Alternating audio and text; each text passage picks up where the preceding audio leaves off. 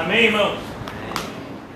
Graças a Deus. Ontem nós concluímos uma pequena exposição que fizemos dos Salmos de Romaria e hoje nós vamos iniciar uma nova série de ministrações dentro do projeto que nós temos abraçado desde o início dessa pandemia. Nós temos sido impulsionados pelo nosso Deus a apresentarmos Ele para nós em primeiro lugar, que somos o seu povo e que deveríamos conhecê-lo muito bem, mas infelizmente essa não é uma verdade. E temos falado a respeito desse título: qual Deus do seu cristianismo? Pois diante desse cenário de pandemia, reconhecer qual é o nosso Deus, quem somos nós diante desse Deus, é algo extremamente vital para a sobrevivência espiritual do povo de Deus. Mas como eu estava dizendo a vocês, hoje eu gostaria de começar essa minissérie, por assim dizer, que fala dos avivamentos na Bíblia. Se há algo que a igreja sempre está necessitando, é de avivamento. Uma das grandes verdades é que todo cristão nasce e morre todos os dias. Eu quero explicar isso melhor para que isso não fique incompreendível. A ideia de nascer e morrer é: nós temos um dia que o próprio Deus estipulou, que tem início e fim. Nós temos um dia de 24 horas. E nesse dia de 24 horas tudo pode mudar. Eu tenho certeza que a realidade de alguns aqui, nós já experimentamos dias de extrema intimidade com Deus. Dias que trouxeram para nós alegria, satisfação, comunhão plena com o nosso Salvador. Mas infelizmente esses dias não são os mais comuns. Os dias mais comuns são os dias em que nós nos sentimos afastados de Deus. E eu e vocês sabemos o que nos afasta de Deus: o nosso pecado. Sem dúvida, o pecado que nos mantém mais afastados de Deus é o pecado da incredulidade. Nós muitas vezes não acreditamos quem Deus é, não acreditamos no projeto de Deus para nós, não acreditamos muitas vezes nas promessas de Deus e nem nas consequências da nossa desobediência. E isso tudo gera um afastamento entre Deus e o seu povo, um afastamento que não deveria existir. E nós nos vemos impulsionados a buscar por esse avivamento, que nada mais é do que uma reaproximação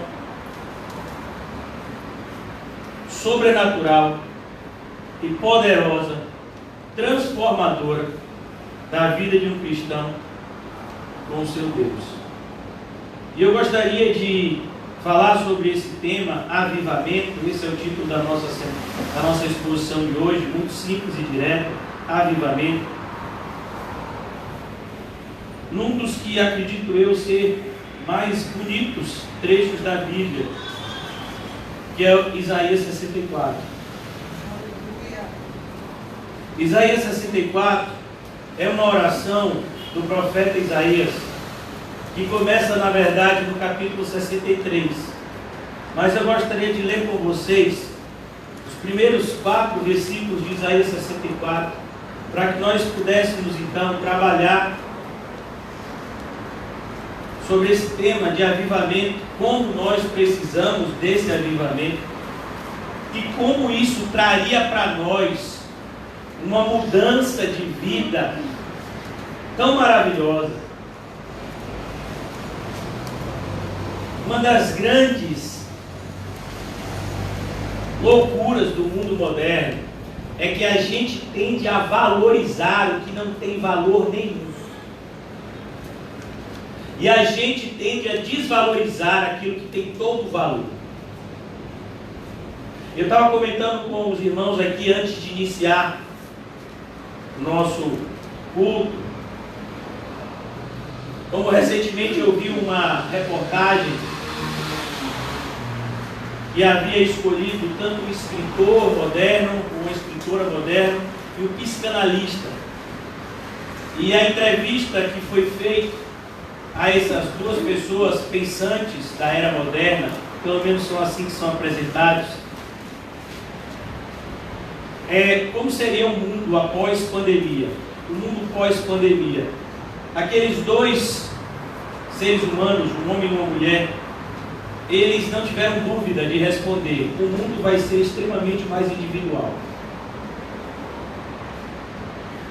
Nós, o mundo, eles dizendo, não nós, igreja, pois a nossa realidade é outra, pelo menos eu espero, é que as pessoas estão aprendendo na pandemia a viverem sem as outras. Uma vez que há essa restrição social, de proximidade, a gente não pode mais apertar a mão, a gente não pode abraçar, a gente tem que usar máscara. Tinha gente que já fazia isso antes da pandemia, usava máscaras, outro tipo de máscaras, mas usava. Então a gente tem uma série de cuidados.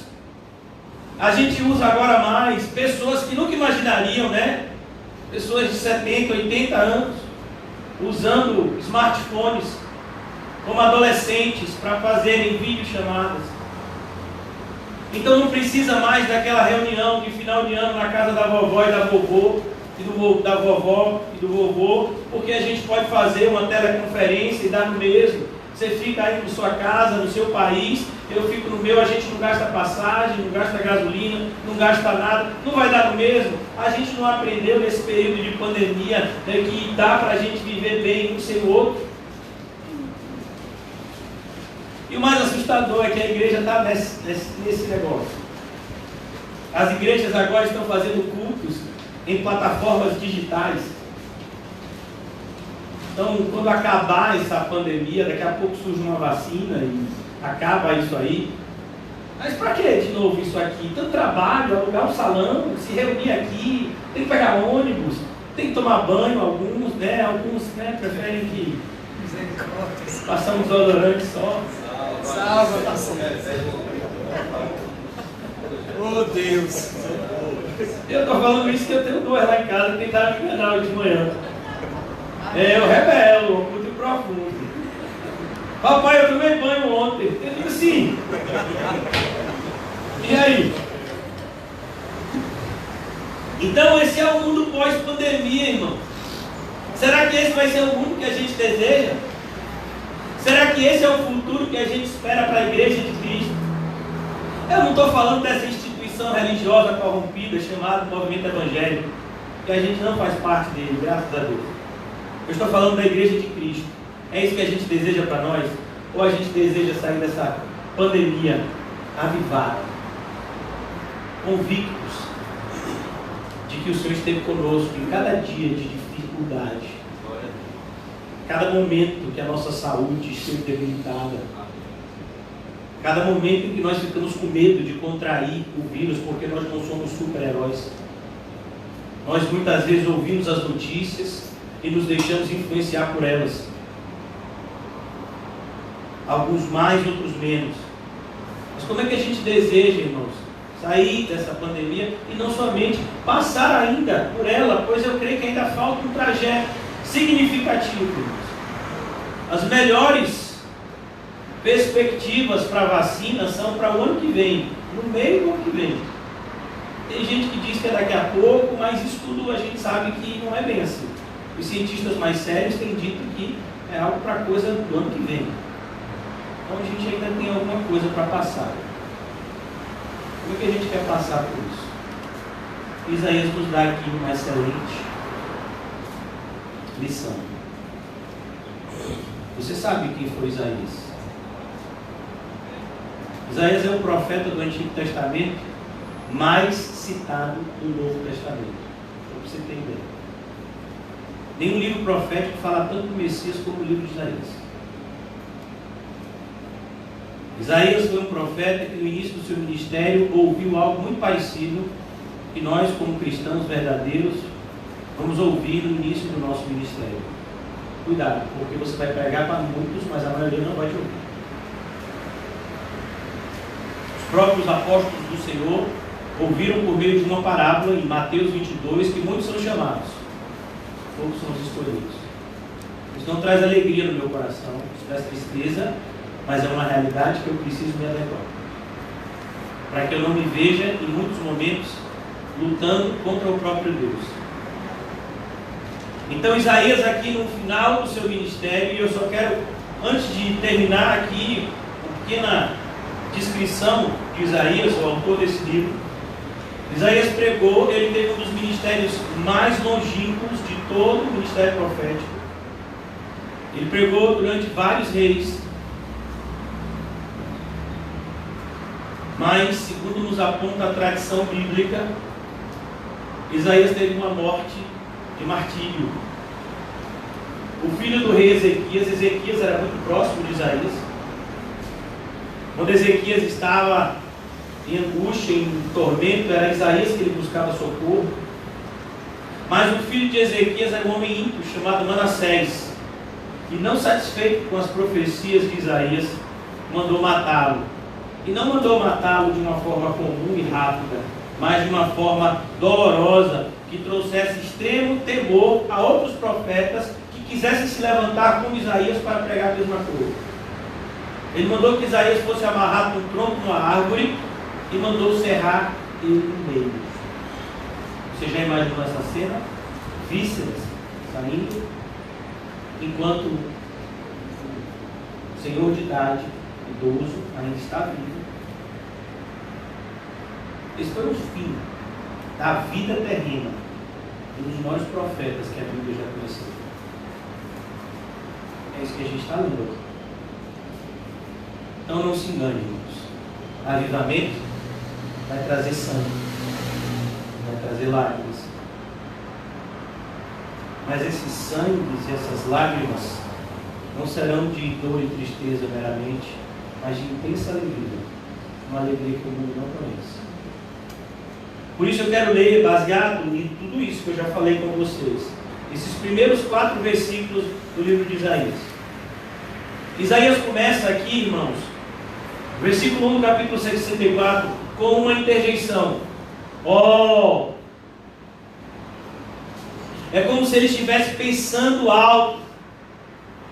Quem me dera, como eu desejo que isso aconteça. E que isso aconteça logo.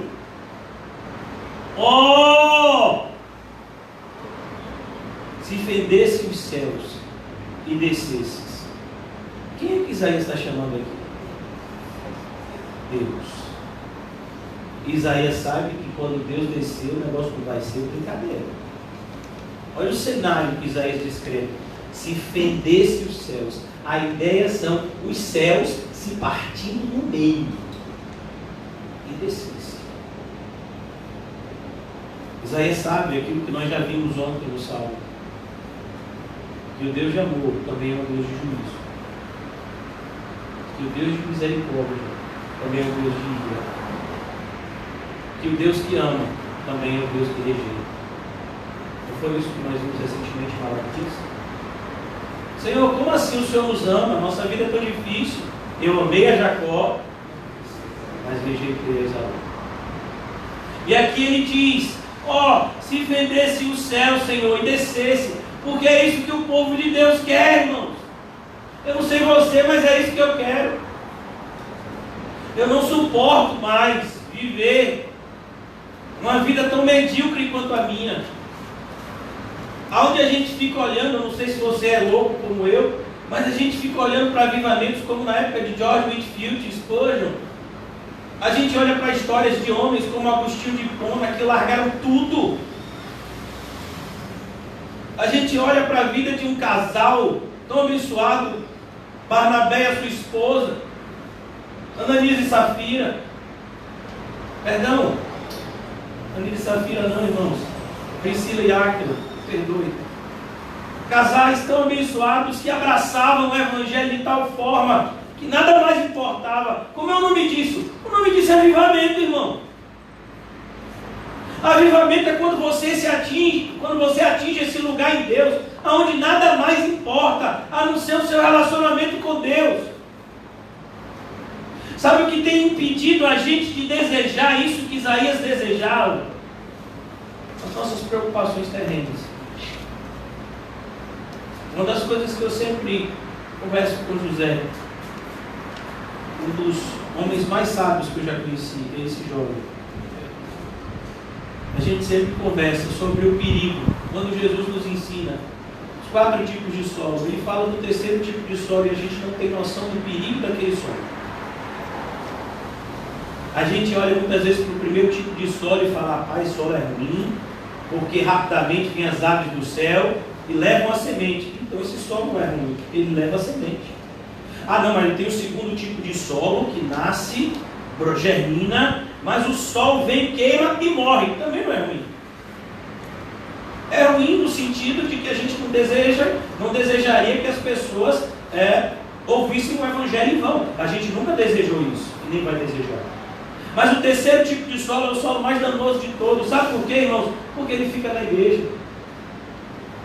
Eu não sei se você prestou bastante atenção no que Jesus ensina. Por isso que Jesus diz que aquela parábola é a raiz, é a chave para você entender todas as demais parábolas. Ele diz: olha, esse 3º tipo de solo, ele nasce, ele cresce, mas ele jamais vai dar fruto. Porque os espinhos sufocam e tornam aquela semente, aquele ramo que nasceu, infrutífero. E o perigo do fermento é que ele leveda toda a massa. Uma pessoa na igreja que vive o tempo todo preocupado com as coisas desse mundo, ele vai contaminar os demais. Você chega aqui muitas vezes buscando Deus, e uma pessoa chega para você e diz: rapaz, você não sabe, lá em minha casa, lá na minha rua, morreram 2 de não sei o quê. Ah, você não sabe, você viu o que está acontecendo com a política de fulano. Eu quero é Deus, rapaz. Eu quero saber de cenário político, de problema de saúde. A gente já orou aqui por tinha que orar. Se tiver, depois a gente ora mais. Mas eu quero é Deus. Você tem alguma palavra de Deus para me dar? Pelo amor de Deus, me dê. Aleluia. Porque a palavra do homem eu já tenho recebido demais. Então a gente olha para aquele tipo de semente, é isso que a gente vê aqui, esse desespero de Isaías. Porque você olha para um lado, para o outro da igreja, e parece que Deus, irmãos, está em segundo plano. Deus é alguma coisa que a gente fala assim, quando a gente quer concluir uma discussão, terminou de falar todo tipo de bobagem, a gente fala: ah, que Deus te abençoe. É isso que é Deus para você? É isso que é Deus para mim?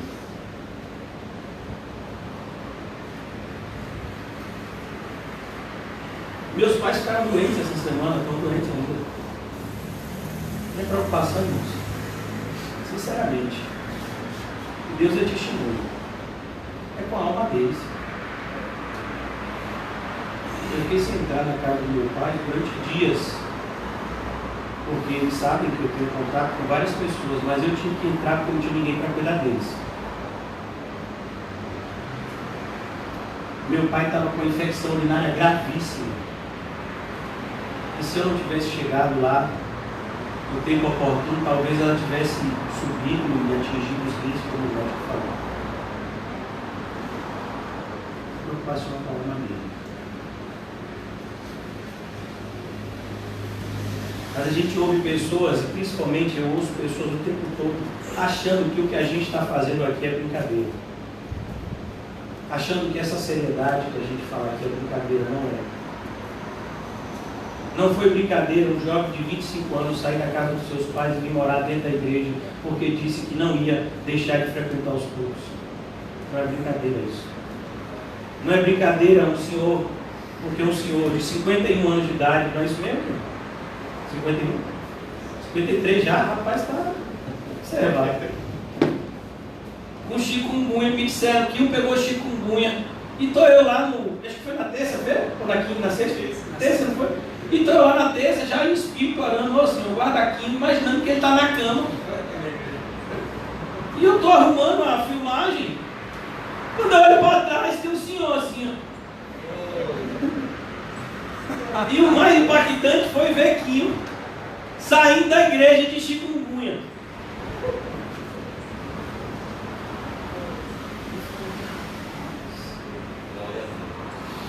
Perdoe, irmãos, isso é gente que quer Deus. Os bons exemplos têm que ser citados. Eu tenho muita gente que fica chateada quando eu cito isso. E eu vou continuar citando, eu acredito na Bíblia.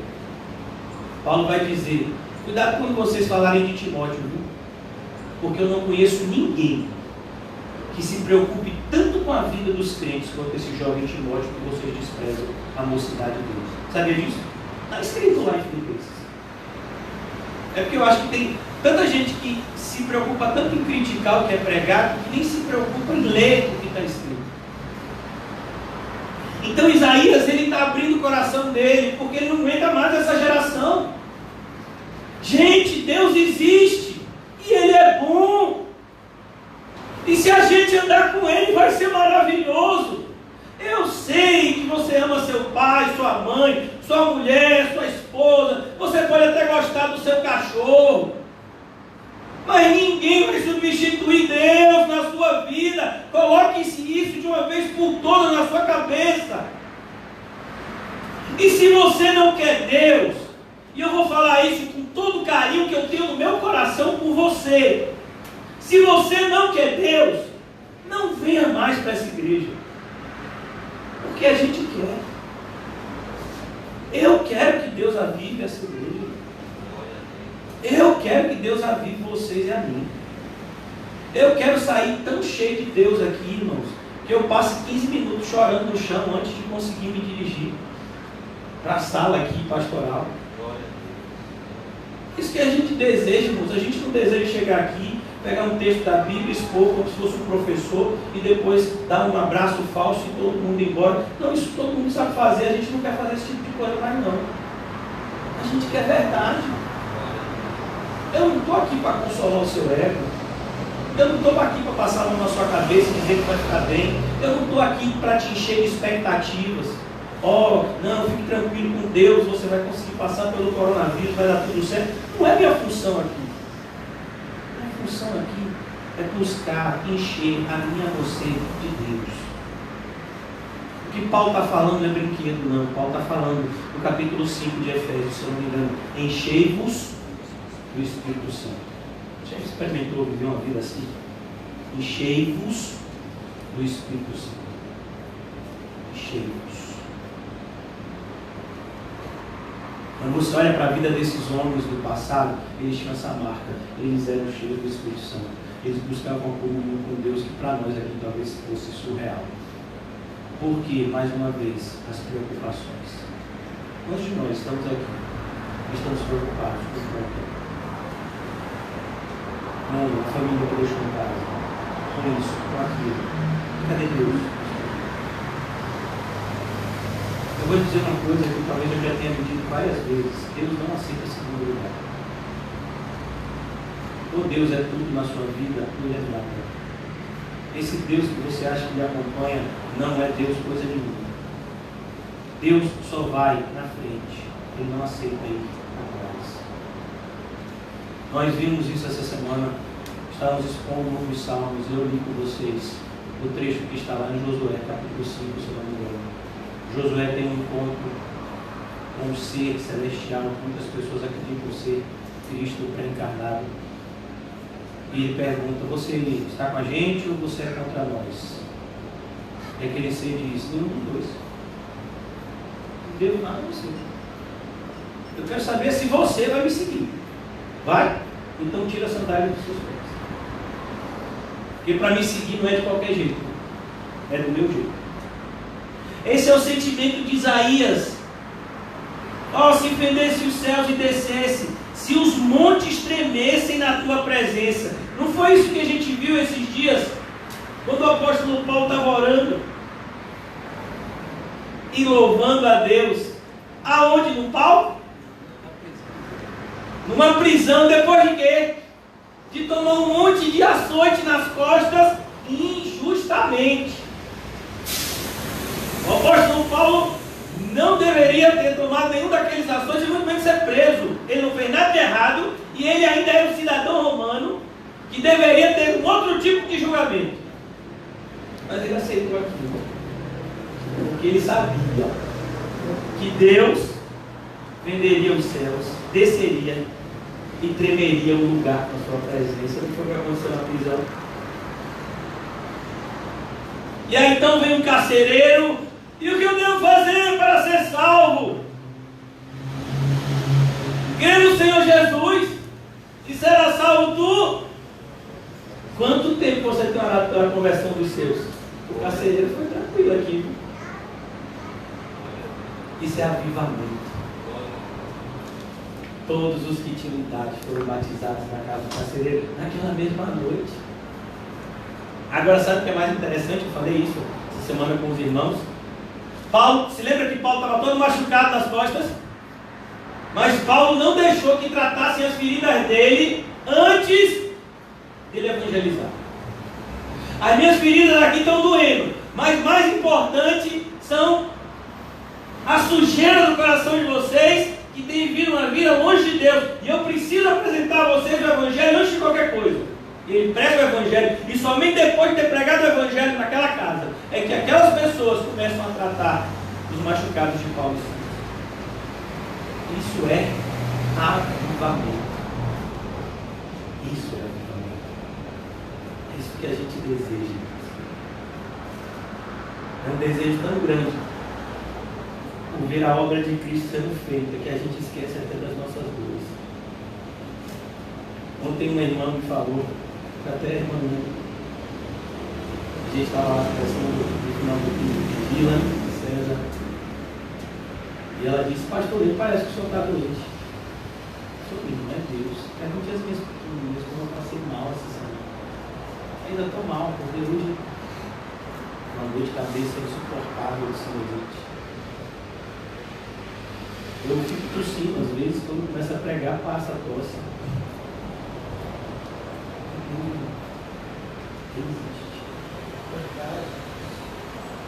É isso que a gente deseja.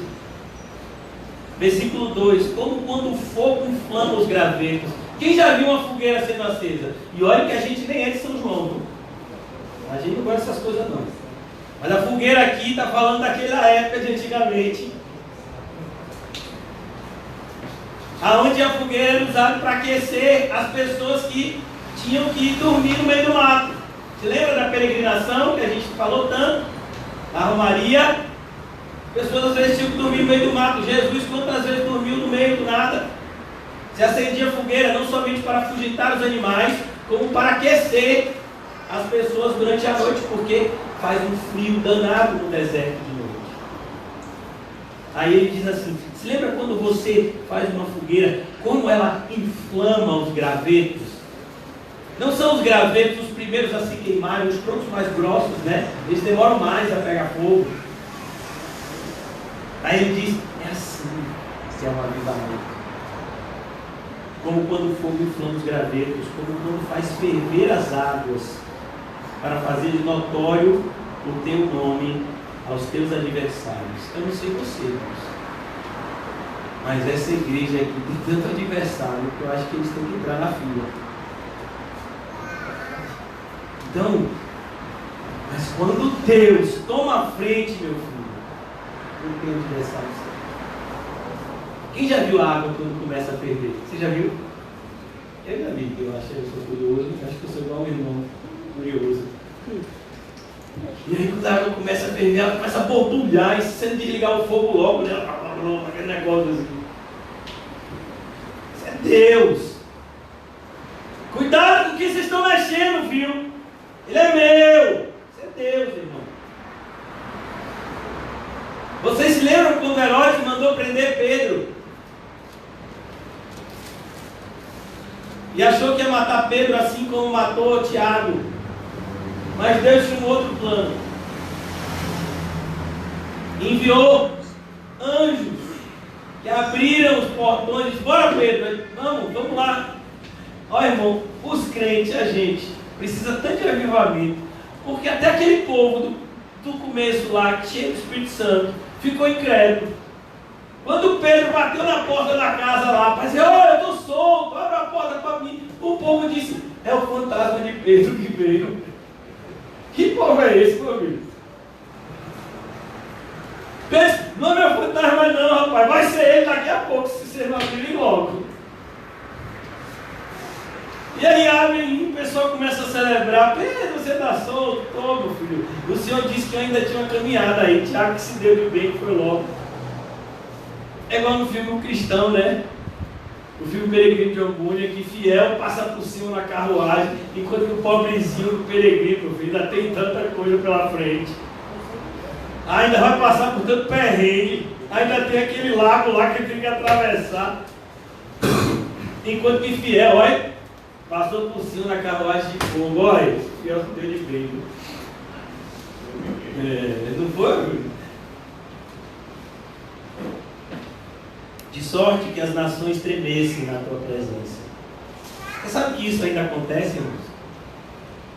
Talvez você e eu não tenhamos olhos para ver, mas Deus está regenerando pessoas nesse exato momento. Existem pessoas que estão tendo contato com o Evangelho pela primeira vez. Eles estão como aquele filho pródigo. Eles estavam mortos, eles estavam perdidos e foram achados. A obra do Senhor nunca parou, nunca vai parar. A gente pega o livro de Atos e a gente se maravilha. E tudo aquilo que aconteceu no passado continua acontecendo no presente.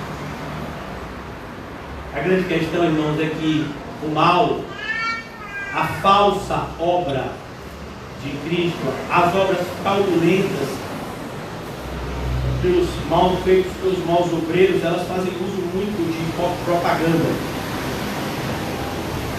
Mas Cristo nunca fez isso. Por isso que eu posso te garantir que inúmeras pessoas estão sendo regeneradas nesse momento. Existem evangelistas que renunciaram a tudo e que estão indo pregar o Evangelho para algumas pessoas.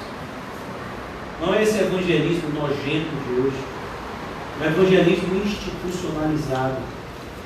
É um evangelismo onde as pessoas ganham dinheiro para falar de Jesus e não falariam de Jesus se não fosse assim. Mas é um evangelismo verdadeiro, onde as pessoas estão dispostas a fazerem tudo para compor, para, se possível, salvar a vida. Quando fizeste coisas terríveis, não esperávamos, desceste, os montes tremeram à tua presença. Você se lembra do Deus do passado, irmãos? Eu quero te dizer uma coisa, Ele é o mesmo Deus do presente. Tudo aquilo que aconteceu no deserto, tudo aquilo que aconteceu na época dos juízes, tudo aquilo que aconteceu na nação de Israel, na época que era o Reino Unido, tudo aquilo que aconteceu na época em que o reino estava dividido, tudo aquilo que aconteceu na época em que o reino de Judá foi restabelecido depois do cativeiro babilônico, tudo isso revela-nos um Deus que é o mesmo Deus que é o nosso Deus hoje. Não há um Deus do Antigo Testamento e um Deus do Novo Testamento, não. Há um único Deus. Ouve, ó Israel, o Senhor nosso Deus é o único Senhor. Por isso amarás o Senhor teu Deus de todo coração, alma, força e entendimento. Amarás teu próximo como a ti mesmo. E nisto se resume toda a lei e os profetas. Essa é a verdade. Se Deus tiver que abrir o mar para que eu e você passemos, Ele abre. O que Deus tiver que fazer para que o nome dele seja glorificado e a obra dele seja feita, Ele vai fazer. A grande questão é a fé na terra. Há pessoas aqui com fé suficiente. Eu fico imaginando aqui, cada um de nós aqui, se o Senhor hoje nos imaginar que nós estivéssemos aqui orando após o culto de lágrimas, a gente orando, e o Senhor dissesse: você vai largar tudo, você vai sair do meio da tua casa, você vai sair do meio da tua parentela, e eu vou te mostrar um lugar para você, onde você vai falar meu nome e vidas serão salvas. O que você faria se o próprio Deus lhe dissesse isso? Você sabia que na Bíblia muitas pessoas se excusaram disso? Ah, Senhor, eu comprei uma junta de boi, eu preciso experimentar. A junta de boi fala de trabalho. Uma pessoa que vive da agricultura, uma junta de boi é como se você tivesse comprado um trator para sua colheita. Pessoal, eu preciso experimentar, porque vai que esse trator está com defeito, está na garantia, eu devolvo. Se eu comprei um campo, eu tenho que ir lá ver, eu tenho que ver esse campo que eu comprei, porque vai que me passaram para trás. Eu fiz um bom negócio, esse campo valia 20, eu comprei por 10, mas vai estar com algum problema lá. Eu tenho que ver. E finalmente tem a desculpa do casamento. Senhor, eu tenho que me casar, e aí? Como é esse negócio? Havia uma liberação de 1 ano para todo aquele que estava em idade militar. Eles tinham liberação de 1 ano de não ir à guerra, para que pudesse ter um filho com a sua esposa. Porque se ele fosse lá e morresse na guerra, pelo menos ele teria deixado um descendente. Então, quando uma pessoa se casava, ele tinha essa liberação de 1 ano para que ele pudesse suscitar um herdeiro. Era um costume, na verdade. Nossa, eu me casei. Olha, a liberação de 1 ano está valendo. Se passar essa liberação de 1 ano, né? O jovem rico foi chamado, não sei se lembra do convite dele. Ele declinou o convite. Nossa, Jesus, esse convite é muito bom, mas eu acho que eu vou ficar com minhas riquezas. O rei Agripa declinou do convite. Olha que coisa assustadora, irmãos. Uma das respostas mais assustadoras ao Evangelho é do rei Agripa. É o que nós poderíamos dizer, tão perto e tão longe. A porta do céu está ali. Era só ele entrar. No nosso linguajar futebolístico, a gente diria: bateu na trave 2 vezes. Bateu na trave na linha, e não entrou. Paulo, por pouco, aquela expressão, irmãos, quer dizer assim, faltou 1 milímetro. Paulo, por pouco, você não me persuade a me tornar igual a você, Paulo cristão. Você já imaginou, irmão, isso? O rei Agripa prestou atenção em tudo que Paulo estava falando. E Paulo, cheio do Espírito Santo, pregando para aquele homem. E o rei Agripa, que entendia do Antigo Testamento, Paulo começa a sua exposição assim: eu sei, rei Agripa, que você conhece as coisas dos profetas. O rei Agripa era versado no judaísmo. No final da pregação de Paulo, o rei Agripa está sentindo aquela vontade de ser crente, mas o mundo pesou mais. Pensou, se eu digo que você é crente agora, o que é que vão pensar de mim aqui? Eu sou um rei, rapaz. Eu vou me identificar com esse prisioneiro aí, uma capinha? Ô Paulo, por pouco, você não me persuade a me tornar cristão como você. Isso não acontece, né? Imagina o rei Agripa no inferno. Meu Deus, se eu tivesse dado atenção a Paulo. Ele estava lá. Ele falou as palavras corretas. Percebeu como a gente precisa do avivamento. Como eu vou pregar para pessoas se eu estiver bem? Como eu posso aquecer pessoas se eu estiver frio? Porque tantas vezes o nosso evangelismo, eu não estou querendo de maneira nenhuma gerar um sentimento pragmático em nós, não é isso. Mas muitas vezes o nosso evangelismo não está surtindo efeito porque nós estamos gélidos. Nós estamos indo evangelizar já sem fé. Rapaz, eu vou evangelizar hoje, mas eu sei que ninguém vai acreditar nele. Eu vou só porque eu desencarno de consciência. Eu vou cumprir tabela. Eu vou porque eu prometi, se eu não for, o pastor vai ficar dizendo coisa de mim. Então eu vou. Não é o caso dos irmãos que evangelizam aqui. Estou falando em outras coisas, em outras posições. Mas a ideia do evangelismo hoje em dia muitas vezes é algo que é feito como que por obrigação. A gente tem que ganhar almas. A pergunta é: e a sua, como é que está? Vamos pegar mais uma vez aqui uma parada. A gente tem aqui profissionais da área de saúde. Se algum desses profissionais aqui da área de saúde, a irmã Kátia, a irmã Cláudia, se elas estiverem doentes, elas vão poder ir para o hospital? Elas têm conhecimento para tratar. A irmã trabalhar em bioquímica, faz os exames, a irmã Kátia é médica. Elas podem tratar, mas se elas estiverem doentes, vão autorizar você para o hospital? Não vão. Vão autorizar você? Tem que fazer até o exame lá na UPA, né? Antes, né? Se estiver doente, manda para onde? Para casa. A irmã Antônia é a mesma coisa, que é também da área. Faz o exame também lá, né, minha irmã? Está doente. Mas eu estou aqui, eu estou me sentindo bem para ajudar os outros.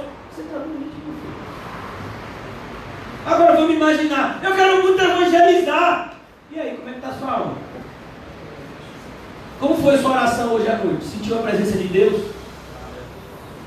E aí, Deus deu aquele direcionamento e disse: vai, pregue que eu estou com você. Mas não senti nada disso não, mas eu vou assim mesmo.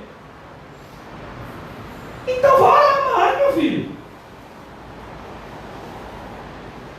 Irmãos, oração não é uma expressão de efeito, em nome de Jesus. Oração é uma necessidade. O cristão não pode fazer nada sem orar.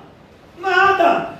Ainda mais as coisas mais sérias do nosso cristianismo, como evangelizar sem orar, como buscar um avivamento sem oração, irmãos. Me diga. Eu não quero de maneira nenhuma parecer legalista ou religioso aqui, mas quantas horas de joelho você ficou essa manhã? Quantos minutos de joelho você orou? Você está preocupado com algum ente querido? Você orou por ele? Não, eu não orei, eu fiz isso. Sim, e orou? Você orou por ele? O que você acha que Deus não está fazendo nada? Ah, mas Deus não precisa da minha oração. Não, Deus não precisa da minha oração, mas você precisa. É isso que Isaías está falando aqui, irmãos. Lembra do Deus do passado. Eu acho tão bonito o livro de Tiago. Vamos lá rapidinho, Tiago. Deixa eu marcar para Isaías. Só para a gente se maravilhar um pouco com esse Deus do passado, do presente e do futuro. Tiago.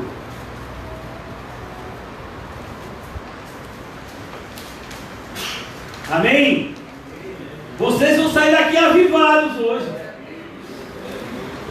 Na dúvida, eu vou pedir para Paulinho pegar um fio, desencapar, e aí a gente também vai fazer o uso desse.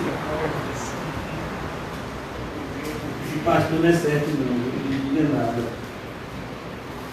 Pastor, acho logo o seu livro de Tiago, vá.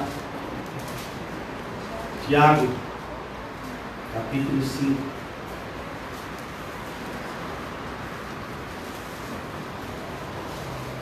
Vocês conhecem Elias?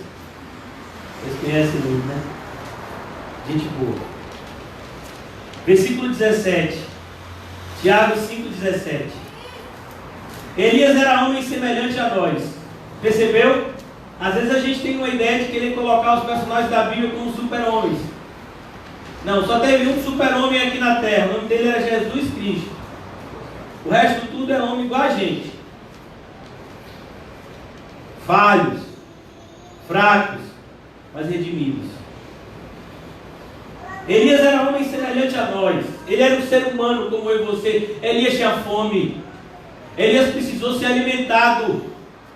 Elias bebia aquela água lá do ribeiro de Querite. Depois ele foi para a casa da viúva lá, Sarepta de Sidom, e foi alimentado. Elias era um homem como nós. Elias ficava chateado. Elias ficava alegre. Elias ficava com raiva. Elias ficava depressivo. Elias era um homem como nós. Elias tinha coragem, mas Elias também tinha medo. Não foi assim que ele fugiu quando a Jezabel disse que ia matar ele? Elias é um homem como nós. Que coisa que acalenta o nosso coração. Sujeito aos mesmos sentimentos. Deus trabalha assim, irmãos. Não mudou. O que o apóstolo Paulo escreveu em 1 Coríntios: Deus pega as coisas fracas, as coisas loucas, as desprezíveis, as que não são. Elias é desses. Como é que começa a história de Elias? Então existia Elias, um tisbita. Sabe o que significa essa expressão lá no livro de Reis? Elias, um Zé Ninguém, foi chamado por Deus para fazer uma obra. É isso que o autor está escrevendo lá. Talvez para você não fique tão claro. Mas uma das coisas mais importantes no Antigo Testamento era você justificar a linhagem de alguém, para dizer que essa pessoa era alguém. Fulano, filho de fulano, que é filho de fulano. Não, então fulano tá vendo aí? Fulano tem uma linhagem. É o que a gente diria, fulano tem pedigree. Mas Elias era quem? Elias era um vira-lata. Elias, você é filho de quem, Elias? E seu avô? Elias, você vem de que linhagem? Qual é a sua tribo? Não, Elias é o tisbita. Sujeito dos mesmos sentimentos. E o que foi que Elias fez? E orou. Elias fez o quê?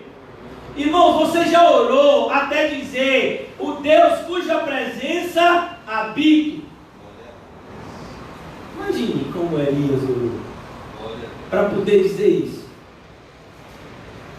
Orar a tal ponto de se sentir na presença do próprio Deus e dizer, é aqui que eu vou morar. Eu quero morar no meu lugar de oração. Elias orou. Com o quê? Distância. Que palavra é essa? Ele orou com dedicação. Ele orou sem contar no relógio. Ele orou sem se preocupar com o tempo. Ele orou no Kairos, não no Cronos. Ele orou porque ele percebia que era aquilo que ele precisava. Hoje eu vi uma reportagem, acho que foi ontem, eu comentei com alguém. Essas reportagens que a gente sempre vê, sempre sem querer. Teve um homem nos Estados Unidos, o tratamento dele de Covid custou 5,5 milhões de reais. Passou 42 dias internados. Desses 42 dias, 29 dias no respirador. Será que aquele homem estava com pressa de sair do hospital? Ou ele queria ficar curado? Não, se você está com pressa para orar, eu vou lhe dar um conselho. Nem ora. Olha, eu tenho 5 minutinhos aqui, vou aproveitar para orar. Não ore não. Sabe por quê? Porque isso é uma ofensa. Deus não quer 5 minutinhos. Sabe uma das coisas que eu acho mais agressivo? É quando uma pessoa diz assim, tem um canal no YouTube, ou eu acho que é um programa no YouTube, já é antigo até esse programa, famoso até no meio de um círculo de evangélicos. 5 minutos com Deus. Para mim isso é uma ofensa. Isso é ofensivo demais. Nós temos 24 horas, né? Cada 24 horas tem 60 minutos. Faça as contas aí. Quantos minutos a gente tem no dia? Se a gente tivesse 20 horas, seriam 1.200. Eu acho que são 1.440 minutos por dia. Se eu estiver errado, me corrija nos matemáticos. 1.440 minutos. Aí você pega 5 minutos e dá para Deus. E os outros 1.435 minutos é para quê? É para o diabo? Então você só tem 5 minutos para orar. Aí eu só tenho 5 minutinhos para orar, então vou orar. É isso? É isso que você acha? E você acha que Deus vai se agradar dessa sua oração? E você acha que Deus vai dizer, oh meu filho, pelo menos você me deu 5 minutinhos. Porque tem gente que não está me dando nada. É isso que a gente vê lá em Malaquias, quando o pessoal trazia animal coxo. Deus se agradando, pelo menos você trouxe um animal. Tem gente que nem traz nada. Não, irmãos, o que a gente vê é um Deus ofendido. Um Deus que se sente agredido porque Ele oferece a nós o seu melhor. E a gente quer dar a Ele o resto. Inclusive o resto do nosso tempo. Você já notou? Irmão, quando é que você ora? Ô pastor, quando eu vou dormir. Nada contra aqueles que oram de noite, irmãos. Não me entendam mal. Mas e a motivação? Por que você só ora quando vai dormir? Porque é o seu resto que você quer dar para Deus? Se for isso, irmão, você está com problema.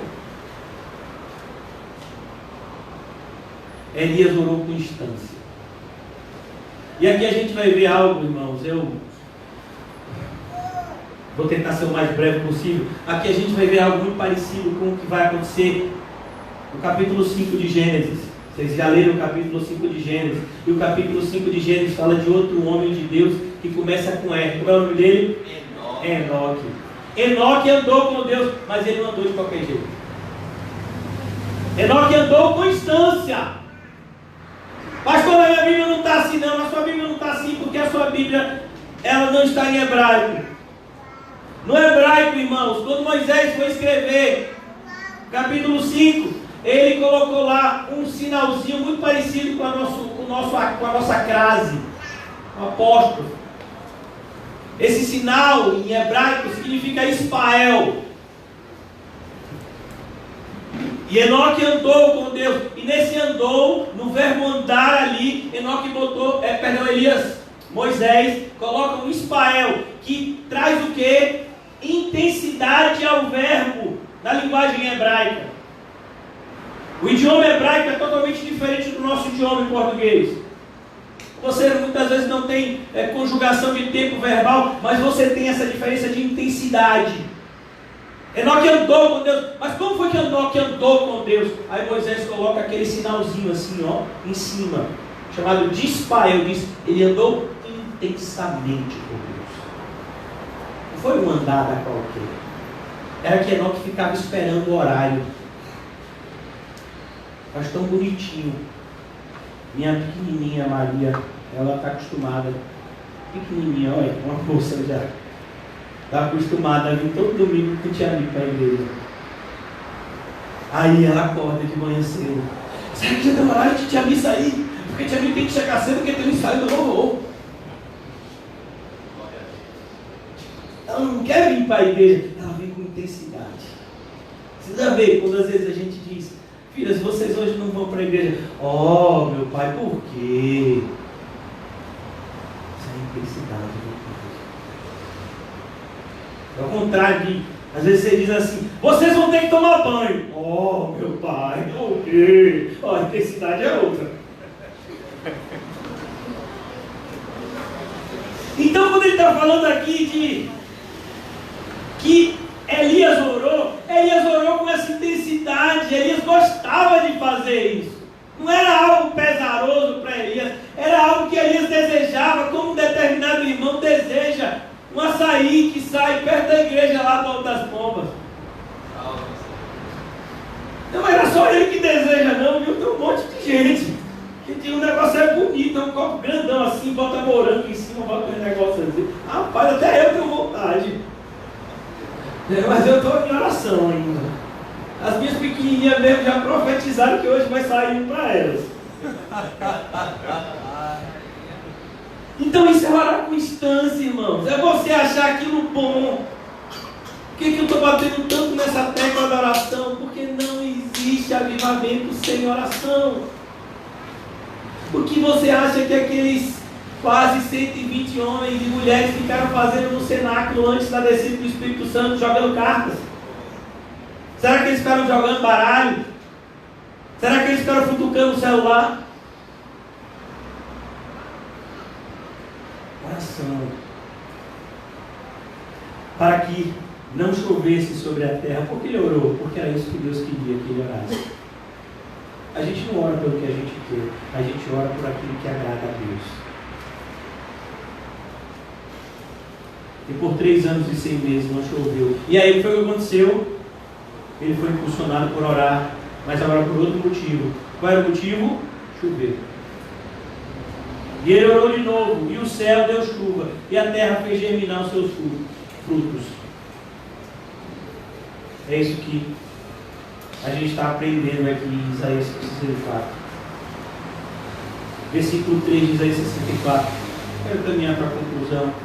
Quando fizeste coisas terríveis que não esperávamos, desceste, os montes tremeram na tua presença. E eu acho isso lindo. Esse, com certeza, para mim, assim, é um dos versículos mais lindos da Bíblia. Porque desde a antiguidade, olha que coisa, chega a ser um poema, né, irmão? Desde a antiguidade. Antiguidade aqui, irmão, a gente remonta aqui já a época até antes de Noé. Desde a antiguidade. Não se ouviu, nem com ouvidos se percebeu, nem com os olhos se viu, além Deus, além de ti, que trabalha. Meu Deus, Deus trabalha. O único ser do universo que não precisava trabalhar, ele trabalha. Tem gente que diz, rapaz, eu quero ganhar determinado dinheiro para poder viver de renda. Porque uma pessoa viver de renda, a pessoa não trabalha, né? A pessoa pega lá o seu dinheiro, aplica no banco e fica vivendo, né, daqueles dividendos. E aí usa aqueles dividendos para poder se sustentar e se divertir, sei lá. Quero viver de renda. Esse é o desejo de um monte de gente. Até o pessoal que se aposenta, às vezes, na cabeça dele é isso, né? Nos Estados Unidos tem muito isso, mas no Brasil a gente é um país que não tem tanto poderio econômico, mas nos Estados Unidos, quando alguém se aposenta de verdade. Pessoas se aposentam, aí compram barcos, e aí vão colher conchas. Tem gente que se aposenta, aí compra vai morar naqueles condomínios de luxo, que tem campo de golfe e tal, porque eles ficam vivendo de quê? Quem conhece a cultura norte-americana é o João, que tem parentes lá. O que é uma pessoa dos Estados Unidos vivendo de renda? Ele não faz nada. Vai jogar golfe, vai pro shopping, faz uma viagem para aqui, uma viagem para ali. Essa é a ideia de viver de renda. Meu filho, se tem alguém que não precisava trabalhar, quem era? Deus. Mas ele trabalha. Olha que exemplo. Ontem mesmo minha filha disse, foi Lelê, vai ficar comigo, preguiçoso. Ela disse, meu pai, eu estou precisando ouvir esse versículo. Eu digo, então já ouviu, eu também. Mas ele diz, Deus trabalha para qualquer um de qualquer forma. Nunca se viu, jamais se ouviu um Deus que trabalha para aquele. Você percebeu que aqui está no singular? Porque significa que o relacionamento de Deus com o seu povo, por mais que seja um relacionamento coletivo, nós somos o povo de Deus, esse relacionamento é individual, porque nem todos aqueles que estão inseridos no povo de Deus são de Deus. Você vai ver, por exemplo, Davi, ele diz, o Senhor é o meu, pode ser até que ele seja o seu também. Não quero dizer que ele é só o meu. Eu estou dizendo que ele é o meu. Se ele for o seu, diga que ele é o seu também. Mas ele não é o nosso, ele é o de cada um.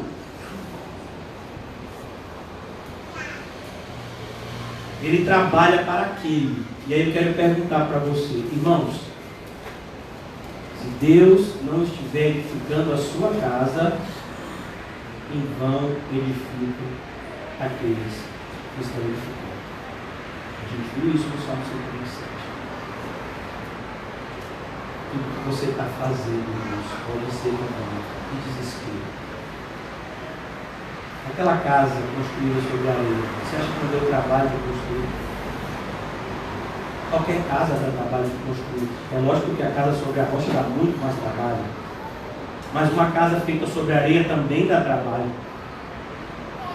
A pessoa teve todo o cuidado, acabamento, né? Aqui a gente tem os construtores, 2 quartos, banheiro, cozinha. Aí daqui a pouco bate uma laje, porque vai na frente, Dila vai precisar do kitnet deles. Olha, tá vendo? Chega o bicho olhou para baixo, rapaz, já nem estava pensando nisso. Vai. Mas a casa, ela precisa, a parte mais importante da casa para Deus, qual é? É a fundação. É aquilo que ninguém está vendo. Eu posso estudar a Bíblia aqui e todo mundo perceber que eu estudei a Bíblia. Mas dificilmente vocês vão perceber se eu olhei ou não. Porque eu fiz isso sozinho. Oração na vida de alguém é algo muitas vezes que não é notado.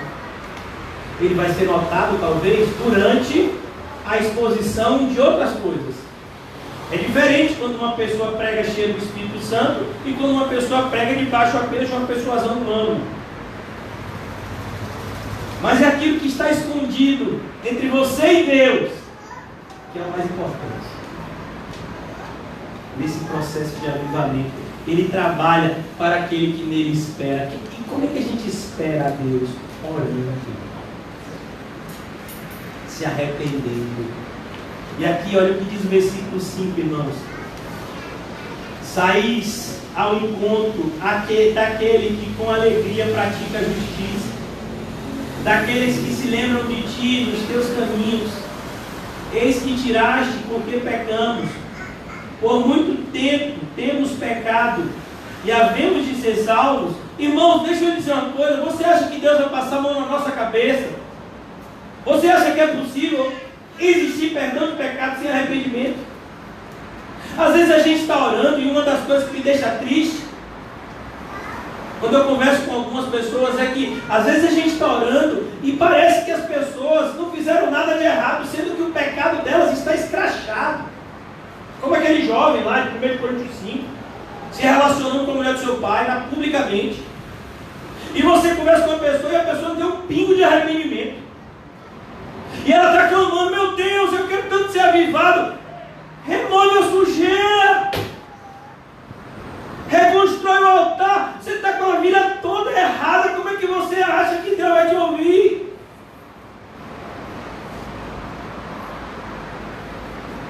Uma das primeiras coisas que deve surgir numa oração de avivamento é esse convencimento do pecado e esse desejo de abandoná-lo. Meu Deus, eu preciso perdoar. Meu Deus, eu preciso amar tal pessoa. Meu Deus, eu preciso deixar de ser tão egoísta como eu tenho sido. Oh, meu Deus, miserável homem que sou. Isso é uma oração de avivamento. Eu preciso deixar de me preocupar tanto com o que os outros pensam, Senhor, e me preocupar muito mais com o que o Senhor pensa. Meu Deus, eu tenho sido tão avarento. Isso é uma oração de avivamento, irmãos. Não foi assim que Zaqueu falou? Ó, eu, o ladrão. Imagina. A pessoa tem que confessar na frente de todo mundo. O ladrão. Roubei. Devia ter cobrado bem menos, cobrei bem mais, por isso sou tão rico como eu sou. As minhas riquezas já me prejudicaram demais, elas não me prejudicam um segundo sequer. Senhor, metade do que eu tenho eu dou aos pobres e restituirei 4 vezes mais todo aquele que eu deve fazer. Isso é avivamento. Sabe? Nós vamos ficar salvos. Você acha que é possível salvação sem arrependimento?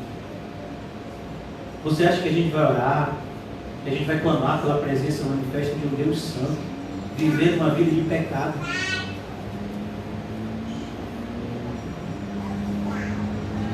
E antes que você diga: Senhor, mas eu não sou tão sujo quanto determinadas pessoas, a gente não mede a nossa injustiça, ou a gente não mede a nossa justiça pela injustiça alheia. A gente tem que medir a nossa justiça por aquilo que Deus diz que é justo. O padrão é Deus. O padrão não é o mundo. Mas todo mundo faz isso. Eu pelo menos não faço isso e isso. Eu só faço isso. Não. Isso não é isso. Não tem que trazer paz ao seu coração, não. E aqui no versículo 6 nós lemos: mas todos nós, e o profeta se inclui, viu? Todos nós somos como imundo. A ideia de imundo aqui significa imundo cerimonialmente. Nós não podemos estar na presença de Deus. Quando alguém era declarado imundo, significava que ele não podia entrar nos átrios do templo. Ele não podia adorar a Deus. Ele não podia sequer apresentar uma oferta a Deus. Ele estava cerimonialmente impuro. Isso é o significado da palavra imundo. E todas as nossas justiças, as melhores obras, aquelas obras que a gente tira foto e bota na parede, aquilo que você fez de melhor, que você acha que foi a melhor coisa que você já fez no mundo, você tirou uma foto e botou na parede. Jesus diz: isso não presta para nada. Eu servi no Iraque. Eu servi na Cruz Vermelha. Eu quando teve lá o negócio de Mariana, eu fui lá ajudar aquelas pessoas. Quando tem chuvas, eu sempre me mobilizo para levantar donativos para pessoas necessitadas. Olhe como eu sou uma pessoa boa. Aí Jesus olha para você e diz assim: é isso que eu lhe pedi. As nossas melhores obras, aquilo que a gente faz questão. Você viu agora? Uma das formas de propaganda na época da pandemia é as empresas dizerem o que estão fazendo, né? Nós somos a empresa tal e nós compramos determinada quantidade de equipamentos da saúde, nós somos uma boa empresa, nós temos uma visão social e nós estamos distribuindo isso, porque todo mundo tem que fazer propaganda do bem que está fazendo. Uma vez, inclusive, eu vi uma palestra de um desses homens que o mundo inteiro venera, né? Ele dizendo o seguinte: olha, uma das regras do sucesso é você trabalhar muito e depois fazer propaganda do seu trabalho. Essa é a regra do sucesso do mundo. Trabalhe muito, dedique-se o máximo possível ao que você deseja alcançar e depois faça propaganda em cima disso. E o mundo leva isso a sério. Esse é um dos gurus do marketing moderno. Com Cristo, como é? Com sua mão direita, a outra não sabe. Olha, que coisa! O contrário. Pois todos nós somos como imundo e todas as nossas justiças como cabo de imundícia. Todos nós murchamos como a folha. E as nossas iniquidades são como um vento que nos arrebata. Você já viu um vento levando para longe alguma coisa? Pois é. É o seu e o meu pecado levando para longe a nossa comunhão com Deus. Não precisa ser assim. Existe uma palavra que nos liberta disso. Arrependimento. Arrependimento. Deixa eu lhe dizer uma coisa. Você pode chegar aqui para mim hoje à noite, hoje pela manhã, ou de noite, lá no nosso plano, hoje de tarde, o horário que você quiser. Você pode contar para mim. Eu já atendi uma pessoa aqui no CAC. Eu nem sei onde é que está esse, chamo pela fé, irmão, amigo. E ele chorou no meu braço. E ele me confessou: pastor, já matei 5 pessoas.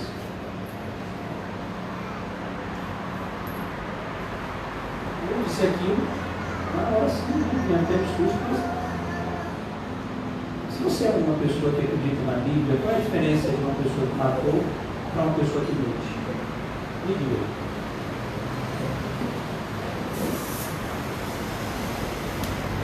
Qual é a diferença? Qual é a diferença? Eu sou igual a essa pessoa. Talvez eu não tenha matado 5 pessoas, mas com certeza eu já menti para muito mais. E Deus me perdoou. E me fez uma nova criatura. Eu aprendi de um homem que se sentia responsável pela morte de 25 mil pessoas. John Newton. Esse foi o cálculo que ele fez da quantidade de escravos que ele comercializou das colônias na África para as colônias inglesas. Na época ele era capitão de um navio de escravos. E ele sentia culpado pela morte de 25 mil pessoas. Deus perdoou ele. Ele se arrependeu. O apóstolo Paulo se sentia culpado. Eu não sou digno de ser chamado apóstolo. Eu persegui a igreja de Cristo. Cristo perdoou ele. O apóstolo Pedro arrancou a orelha de um homem. E eu garanto a você que ele não queria arrancar a orelha do homem só. Mas ele se arrependeu. O apóstolo Pedro jurou que não conhecia Cristo. Mas Cristo perdoou. É só você se arrepender. Todo aquele que confessa, é assim que começa o caminho de volta para casa. Eu pequei contra o céu. Eu pequei contra o meu pai. Eu não sou digno de ser chamado mais do teu filho. Mas me aceita, pai, como apenas um Deus velho. Eu já me dou satisfeito. Arrependa-se nessa manhã, irmãos. Recomece a caminhada. Ainda que o caminho se torne talvez um pouco mais longo, mas pelo menos ele vai estar certo.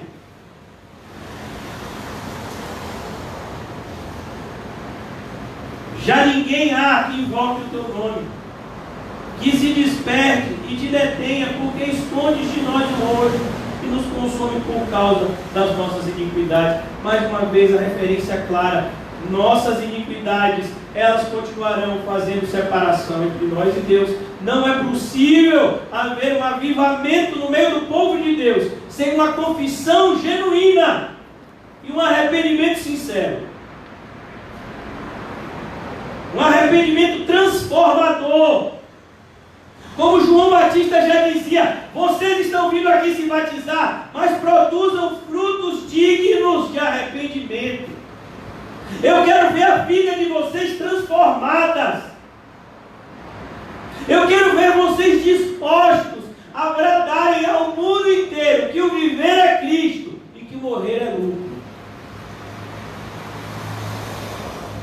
Mas agora, ó Senhor, Tu és o nosso Pai, nós somos o barro, Tu és o nosso oleiro, e todos nós, obras das Tuas mãos, eu só quero ver para hoje.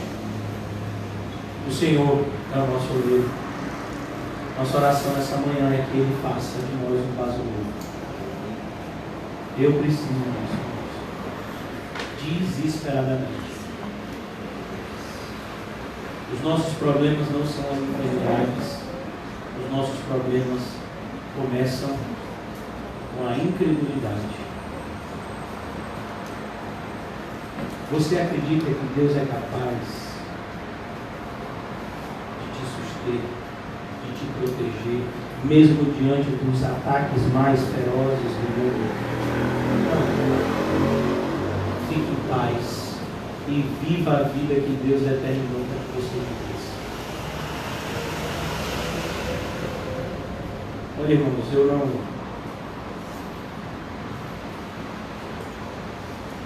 não estou aqui para criar nenhuma falsa expectativa, mas eu acredito num Deus que cura. Eu acredito num Deus que muda a vida das pessoas instantaneamente. Talvez eu seja um dos últimos pregadores modernos que ainda acredita em milagres. Mas eu acredito.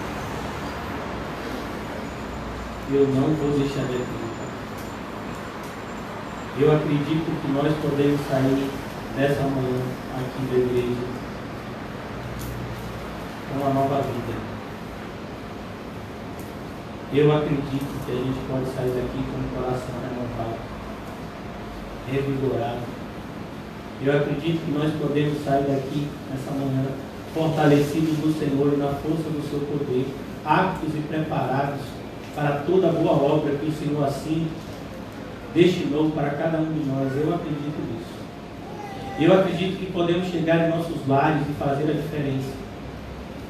Porque eu tenho certeza absoluta que nem você, nem eu vamos ficar felizes de saber que os nossos entes queridos estão indo para o inferno. Nós temos uma responsabilidade, irmãos, e nós não podemos nos esconder. E a nossa responsabilidade começa em buscar esse avivamento, em buscar em Deus.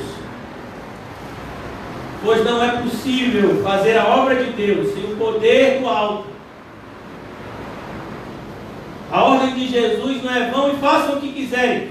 Vão e esperem que do alto sejais revestidos de poder, para que vocês então se tornem as minhas testemunhas.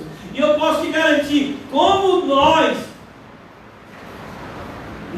que fazemos parte dessa geração de 7 bilhões de habitantes no mundo inteiro, precisamos de verdadeiras testemunhas, mas não podemos ser apenas testemunhas intelectuais. Nós temos que ser testemunhas espirituais de Cristo, testemunhando de Cristo, não somente com os nossos lábios, mas com todo o nosso ser, corpo, alma e espírito. É assim que a diferença é feita, irmão. Eu gostaria de pedir que os irmãos servissem a ceia. Obrigado. Deus abençoe.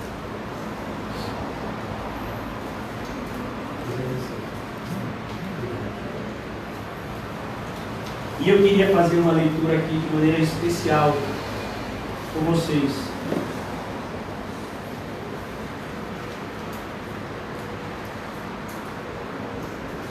Eu não vou ler 1 Coríntios, capítulo 11 com vocês. Não vou. Eu quero fazer uma outra leitura com vocês enquanto nós nos preparamos para a ceia.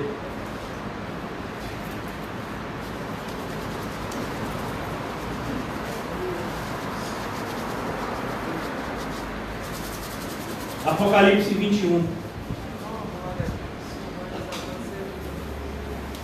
Você e eu vamos estar ceando lá, daqui a algum tempo. Não sei quanto tempo. Mas nós vamos ceiar lá, isso eu não tenho dúvida. Eu vi um novo céu e uma nova terra, e eu espero que vocês vejam juntamente comigo nessa manhã. Durante esse momento que nos preparamos para a ceia. Saiba que tem um céu para você, que tem uma terra diferente dessa que a gente está aqui agora. Pois o primeiro céu, tudo isso que nós vemos aqui com os nossos olhares naturais, o nosso olhar natural, pois o primeiro céu e a primeira terra passaram, o mar já não existe. Não existe qualquer tipo de separação entre os seres humanos. Eu vi também a cidade santa, a nova Jerusalém, que descia do céu da parte de Deus, ataviada como uma noiva, adornada para o seu esposo. Essa é a nossa morada eterna. Ela está descendo para nós, ela vem do céu, ela não é da terra. É lá que nós vamos morar. É lá que nós vamos ceiar. É lá que nós vamos nos alegrar. É lá que nós vamos passar a nossa eternidade. Então eu ouvi uma grande voz vinda do trono. O rei está lá conosco. O mesmo rei que ceiou com os seus 12 apóstolos vai estar lá ceando com a gente. Eu ouvi uma voz vinda do trono dizendo: eis o tabernáculo. O tabernáculo fala de morada. Eis o tabernáculo de Deus com os homens. Deus habitará com eles. Deus não vai simplesmente habitar em nós, mas Ele vai habitar conosco. Mais do que isso. Deus mesmo estará com eles. Eles serão povos de Deus. E lhes enxugará dos olhos toda lágrima. Toda lágrima. Muitos de nós seremos rejeitados, maltratados, desprezados, incompreendidos, caluniados, difamados, violentados, injustiçados. Mas o Senhor vai enxugar os nossos olhos. Toda lágrima. A morte já não existirá. Não vai haver mais medo da morte. Ela não existe mais. Já não haverá luto. A ideia de luto é a ideia de quê? De perda. Não é assim? Quando você diz, fulano está de luto, significa que alguém perdeu um ente querido. Não, você não vai perder mais nenhum ente querido, porque todos os seus entes queridos estarão juntamente com você. Aonde? Na glória. É lá que estão seus irmãos e irmãs. Essa consciência limitada que a gente tem aqui na terra será substituída por uma consciência plena de que a nossa família está no céu. Não sentiremos falta. Essa é a ideia de luto. Já não existe luto, já não existe falta de nada, porque no céu nós temos tudo em abundância. Nem pranto. A ideia de pranto é a ideia de um choro sofrido. Não vai existir mais isso. Não existe dor. A dor faz parte de uma das consequências do pecado. Então a gente sente dor. Se a gente tem um problema no dente, a gente sente dor. Se a gente tem uma pancada, a gente sente dor. Se a gente tem algum tipo de enfermidade, a gente sente dor. E a gente tem gente até que tem dor na alma.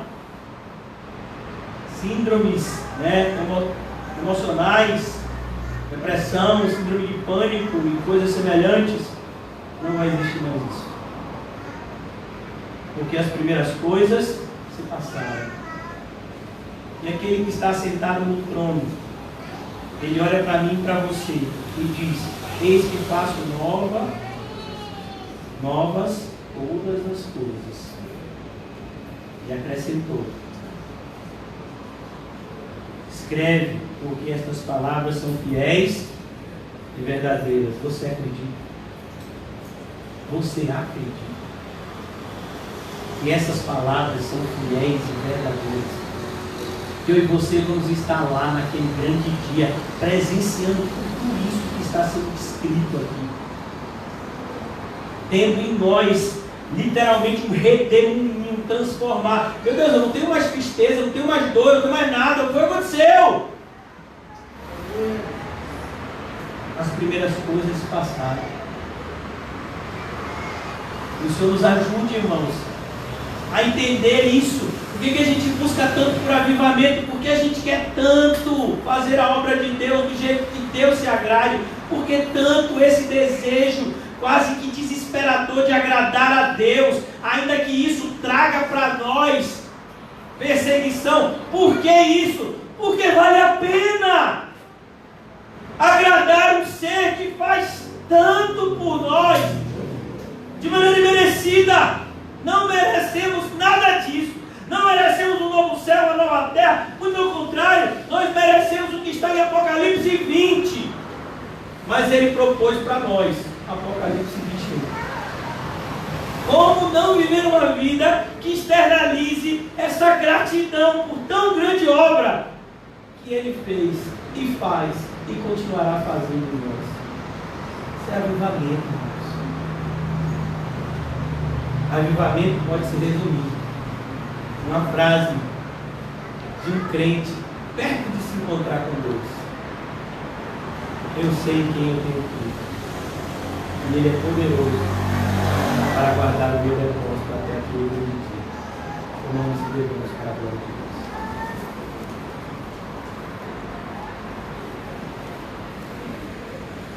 Ó Deus maravilhoso, Rei da glória, Deus que existe de eternidade em eternidade, que não tem começo nem fim. Ó Deus, como é pequena a nossa fé, mas como são imensuráveis as suas misericórdias. Tem compaixão de nós nessa manhã e aviva a tua obra, Senhor.